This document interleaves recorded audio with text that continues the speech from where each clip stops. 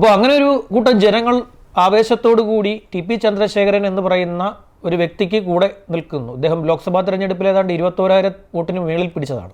21,000-ന് മേളിൽ വോട്ടുണ്ടായിരുന്നു ടി പിക്ക്. അതുകൊണ്ട് മാത്രമല്ല ആ കാരണങ്ങൾ കൂടി കൊണ്ട് മുല്ലപ്പള്ളി അവിടെ ജയിച്ചു കയറി. അങ്ങനെ ആ രീതിയിൽ പാർട്ടിക്ക് വലിയ വെല്ലുവിളി ഉയർത്തിയ ഒരാളെ കൊലപ്പെടുത്തുക എന്നുള്ളത് അവരുടെ ഒരു തീരുമാനമായിരുന്നു.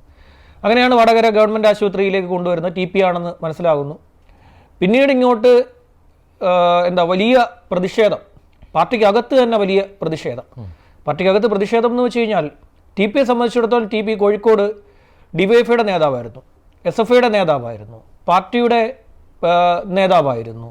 അപ്പോൾ അങ്ങനെയുള്ള ഒരാൾ, പിന്നെ അദ്ദേഹത്തിൻ്റെ ഭാര്യാപിതാവ് അങ്ങേയറ്റത്തെ രാഷ്ട്രീയ ചരിത്രമുള്ള ഒരാൾ, മാധവൻ, വലിയ രാഷ്ട്രീയ ചരിത്രം. അതായത് പാർട്ടി പിളർന്നപ്പോൾ പോലും പാർട്ടിക്കൊപ്പം നിൽക്കാൻ തയ്യാറായ, പാർട്ടിക്കൊപ്പം എന്നും അടിയുറച്ചു നിന്ന ഒരാൾ. അദ്ദേഹം പിന്നീട് എഴുതിയൊരു കത്ത് വലിയ പ്രസക്തമാണ്.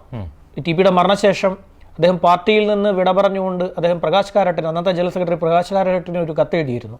ആ കത്തിൽ വളരെ വ്യക്തമായി പാർട്ടിയുടെ നയം ശരിയല്ല എന്ന് അദ്ദേഹം തുറന്ന് കാണിച്ചുകൊണ്ടാണ്. അങ്ങനെ ടി പി മരണപ്പെട്ടു. വലിയ പ്രതിഷേധം ഉയർന്നു.